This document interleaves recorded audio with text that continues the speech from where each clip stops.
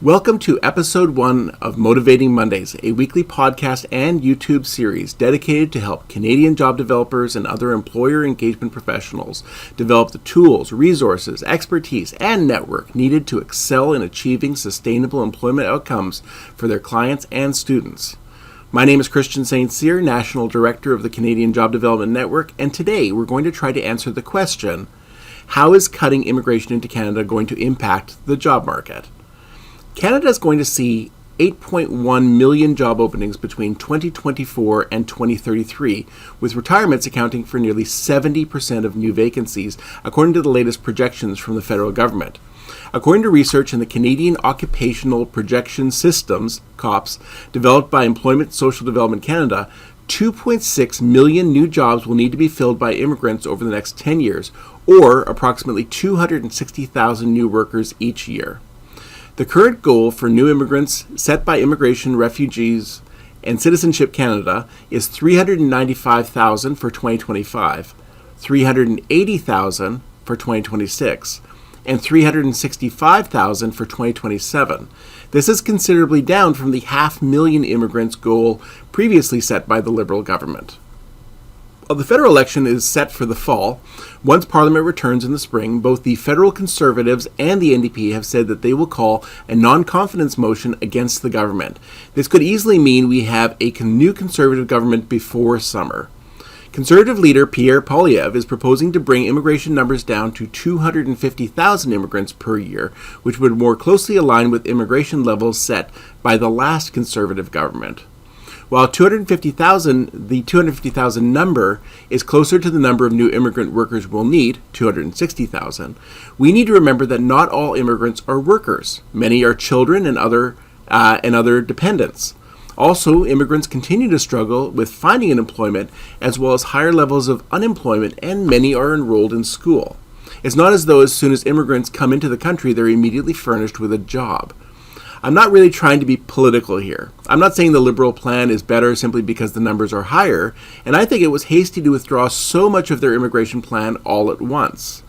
And while cuts to settlement programming and other immigration departments may win over public approval, we need to serve the enormous numbers of immigrants who've already arrived in Canada in the past few years. And while the Conservatives are floating this 250,000 number right now, once they are in office, if they are in office, and understand that immigration is directly tied to the ability of business to recruit the workers they need to function, it's possible that they too will change their objectives. If I were to editorialize for a moment, wouldn't it be great if immigration was based on labor market needs and not what polled best with the public? Perhaps we can set a policy based on data and not just simply pull the numbers out of thin air. The best way to look at our labor market is as though it was on a scale. On the one side, we place the 8.1 million workers we need to recruit in the next 10 years. And on the other side, we have the 5.9 million young people who are about to enter the job market out of school, as well as the 2.6 million immigrants we need to recruit.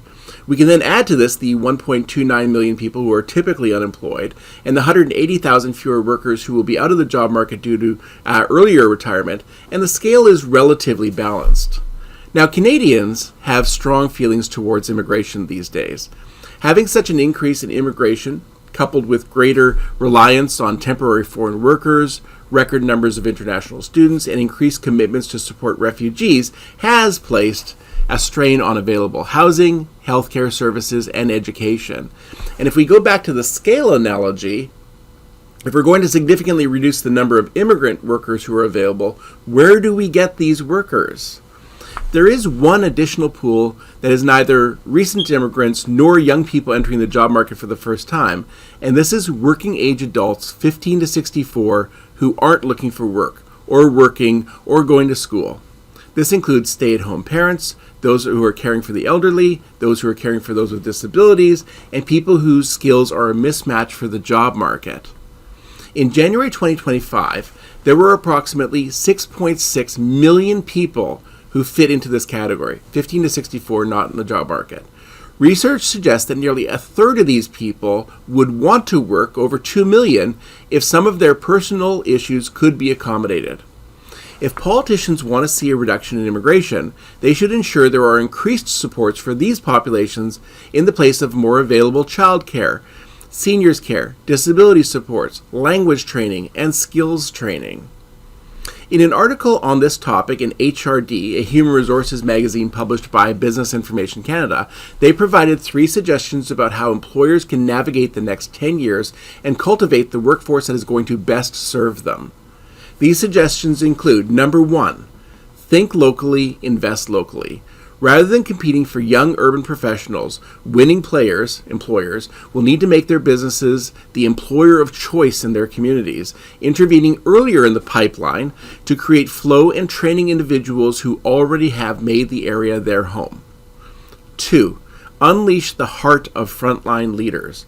Most managers want to do right by people, but few receive the training to provide the empathetic support that can have the most profound impact on employee satisfaction and retention. And the 3rd suggestion is allow schedules to flex and skills to expand. A lack of flexibility in career advancement opportunities are the most common reasons workers cite for leaving their jobs. But while flex work has become a post-pandemic mainstay for many sectors, industrial companies have been slower to adapt, with many assuming that the nature of their business precludes such arrangements. As a job developer or other employer engagement professional, when you're talking to employers, it's helpful for them to understand that cuts to immigration result in a tightening labor force. Underrepresented workers, including youth, mature workers, recent immigrants, Indigenous Canadians, and those with disabilities, can often be a pathway to greater workforce stability and a more loyal employee. I just want to thank you so much for joining us for this first podcast of what we hope will be many more. If you wish to receive this podcast each week, click the like or subscribe button in whatever platform you're using. We would also love it if you can rate and review our podcast so that more people are able to see it. If you would like to join us live, we meet every Monday morning with job developers from across Canada to discuss a new topic each week. Meetings are 30 minutes and start at 8:30 a.m. Pacific, 9:30 Mountain, 10:30 Central, 11:30 Eastern, 12:30 p.m. Atlantic, and 1 o'clock p.m. in Newfoundland and Labrador. All members of the Canadian Job Development Network can attend these sessions, and membership in the network is free. Just go to www.jobdevelopment.org and click the click here to start button. You can join us live for each week's meeting live just by clicking the button at the top of the Job Development Pulse newsletter, which we send out each week to all members of the Canadian Job Development Network. If you have any questions, just send us an email at info@jobdevelopment.org. Otherwise, have an amazing week, everyone.